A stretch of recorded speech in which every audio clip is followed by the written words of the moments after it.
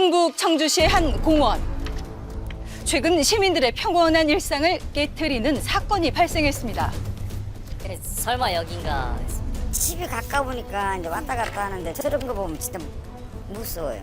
지금 이쪽 나무 아래쪽이었거든요.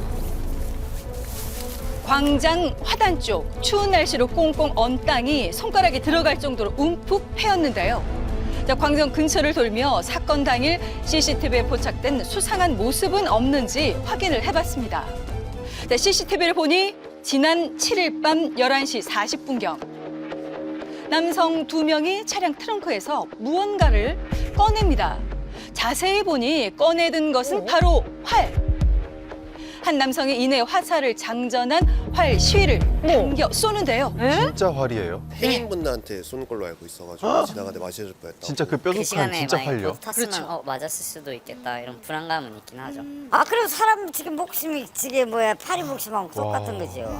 웬일이에요? 바로 화살에 맞을 뻔한 사람이 있었다는데요. 수소문 끝에 화살에 맞을 뻔한 행인의 이야기를 직접 들을 수 있었습니다. 11시 40분 정도 거기에서 강아지랑 산책을 하고 있었고 굉장히 막 강한 소리가 부딪히는 소리 같은 게 들려가지고 뭐지 하고 봤는데 바로 옆쪽에 화살이 있었고 와. 여느 때와 다름없던 산책길에 날벼락처럼 날아든 화살 한 발. 조금만 더 어떻게 움직였어도 그 화살이 제 옆을 지나갔기 때문에 맞았으면은 어떻게 했을까 하는 목숨이 생각이 위험할 들어오고 수도 그죠? 있죠. 그렇죠. 화살에 맞았다면 이라는 이 공포에 신고자는 그날 이후 두려움에 떨었다는데요.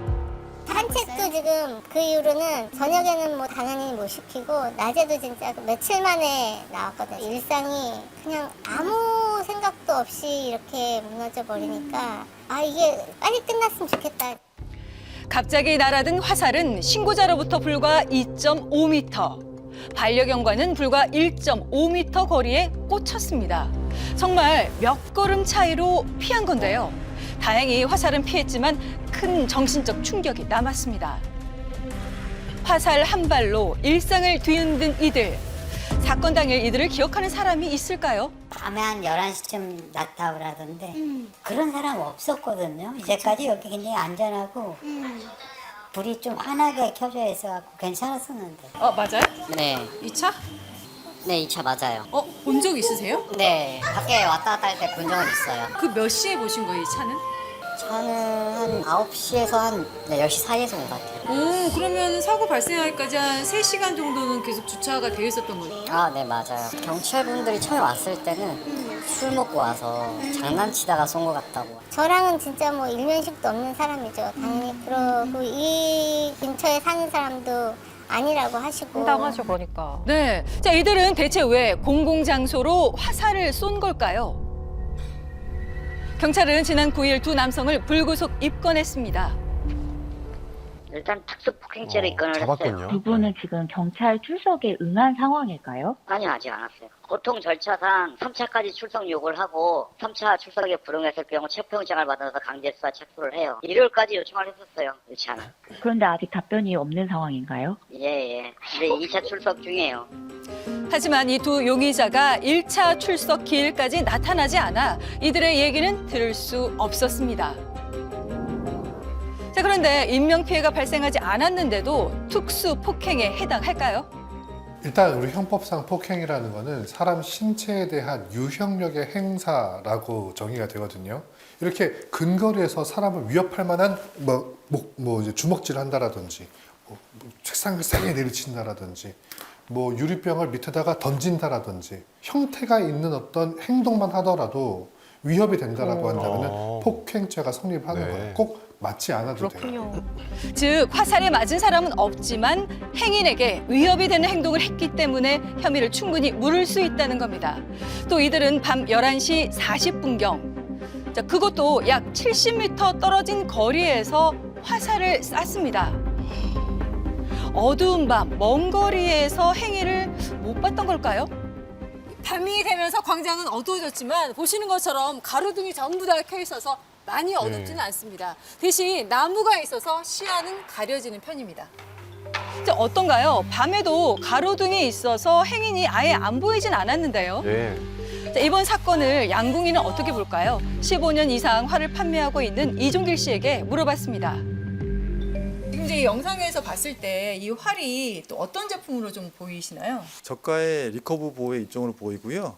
화살도 봤을 때 이 활과 맞지 않는 화살입니다.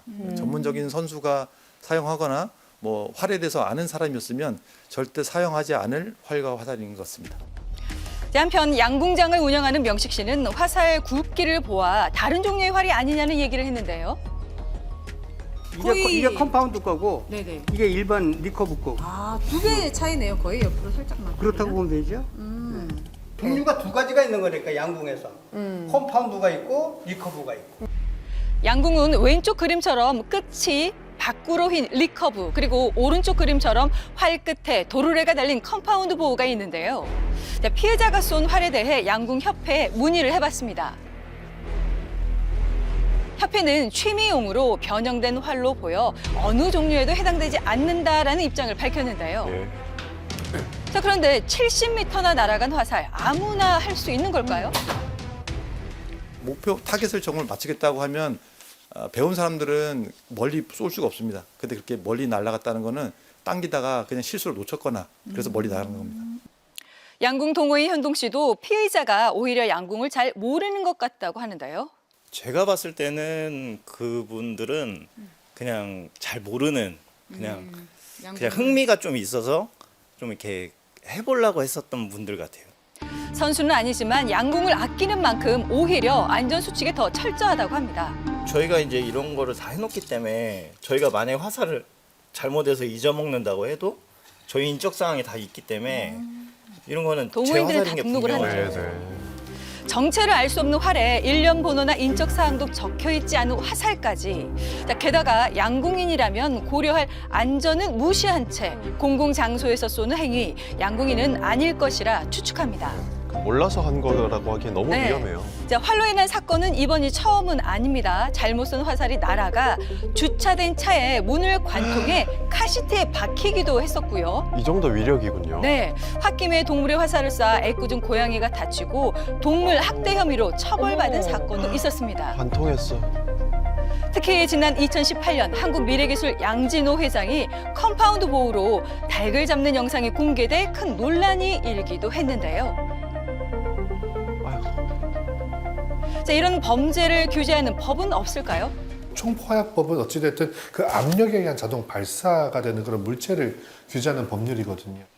약칭 총포화약법에 따르면 방아쇠로 쉽게 쏠 수 있는 총이나 석궁과 달리 활은 규제 대상이 아닙니다. 따라서 온라인에서도 활과 화살은 쉽게 찾고 구매할 수가 있었는데요. 지난 2021년 이 양궁 중 컴파운드 보호를 총포화약법의 규제 대상으로 포함하자는 개정안이 발의되기도 했습니다. 하지만 양궁 발전에 저해를 우려한 양궁인의 반발과 규제의 실효성 문제로 개정되지 않았습니다.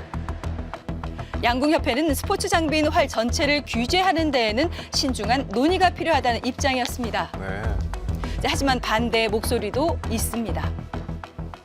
그 화살을 그냥 아무렇지 않게 여기서 쏜다는 것 자체가 사람들한테 피해가 가면 안 되잖아요. 그래서 좀 규제가 되면 좋을 것 같습니다. 제한을 둬야 된다고 생각합니다. 활을 진짜로 진짜 필요로 하시는 분들 이런 걸 자세하게 알아내고 구입할 수 있게 그런 제도가 필요하지 않을까요? 범죄 전문가도 점차적인 개정이 필요하다고 말합니다. 이번 사건을 봤을 때 분명히 이런 종류의 그 활들이 총포법의 사각지대에 있다라고 하는 것은 분명한 것으로 보입니다. 그러나 일률적으로 전부 규제를 하는 것보다는 미성년자 구매 금지를 한다든가 공공적인 장소에서 사용하는 것을 엄격히 규제하는 그런 방향으로 뭔가 법이 개정이 되어야 될 것으로 봅니다. 이런 사건이 일어날 때마다 다시 불붙는 활 규제 논란. 양궁인에게 이번 사건은 더 남다르게 다가온다고 합니다. 자꾸 이런 일이 이제 한 번씩 벌어지면 저희 동호인 입장이나 또 양궁을 사랑하는 사람들은 조금 울분이 나죠. 강력한 처벌로 이런 일이 다시는 발생하지 않았으면 좋겠습니다. 어느 밤 갑자기 광장으로 날아온 화살. 다행히 이번엔 인명피해가 없었지만 모두의 안전을 위해 되짚어 봐야 하지 않을까요?